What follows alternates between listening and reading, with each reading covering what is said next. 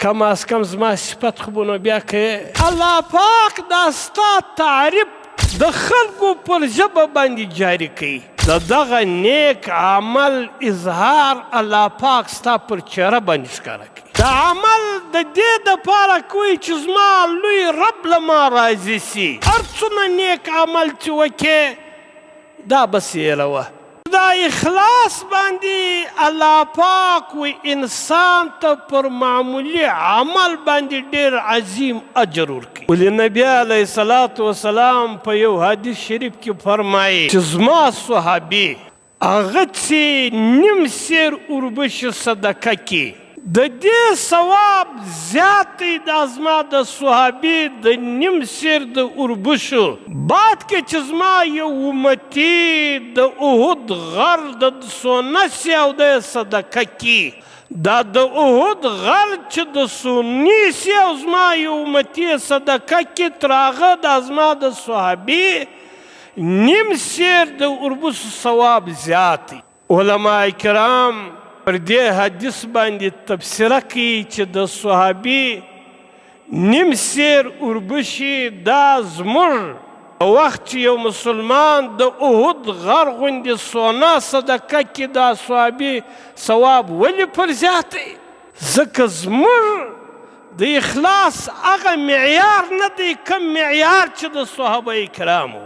زموږ د اخلاص په هغه پیمانه نه دی په کومه پیمانه چې د صحابه کرامو اخلاص. او بل د اخلاص او پایده دا ده د عمل چې ته څونه پټوې نیک عمل الله پاک دا ستا تعریف د خلکو پر ژبه باندې جاري کوي. د خلکو به په زړو کې له تا سره محبت قدرتي الله پاک اچي.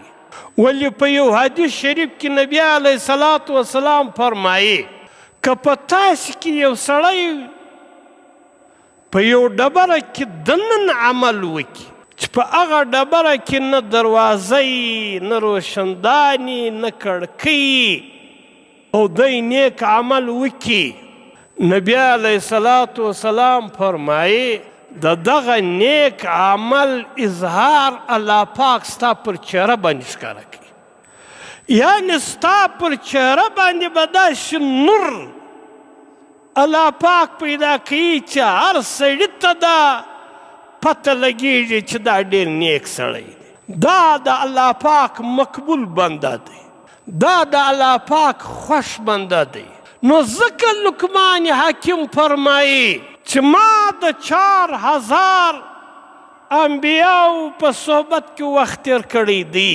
ما د 4000 د انبیاو ارشادات او هدایات زه مستفید سوی یم او ما د دغه 4000 د انبیاو له صحبت څخه د دوی له ارشاداتو څخه ما 8 خبرې خلاصه را ایستلې ده او په هغه 8 خبرو کې د یوې خبرې خلاصه دا ده چې تاسې چې کله احسان وکړئ دا احسان بیا پر خلکو مه جتلوئ. د عمل صرف او صرف د رب دپاره کوئ. د عمل د دې دپاره کوئ چې زما لوی رب له ما راضي سي او احسان مه پر جتلاوئ. هر څومره نیک عمل چې وکې دا بس هېروه. لیکن موږ ته چې له چا سره نیکي کوو نو موږ ته دا رقم نه یو. موږ ته په د نیکۍ په بدله کې کوو چې زه نیکي در سره کوم بیا به ته هم نیکي را سره کوې. کم از کم زما صفت خو به نو بیا کوې. الله پاک دې د اخلاص توفیق موږ ته تعالی نصیب کړي. الله پاک دې د نیکو اعمالو توفیق راکړي.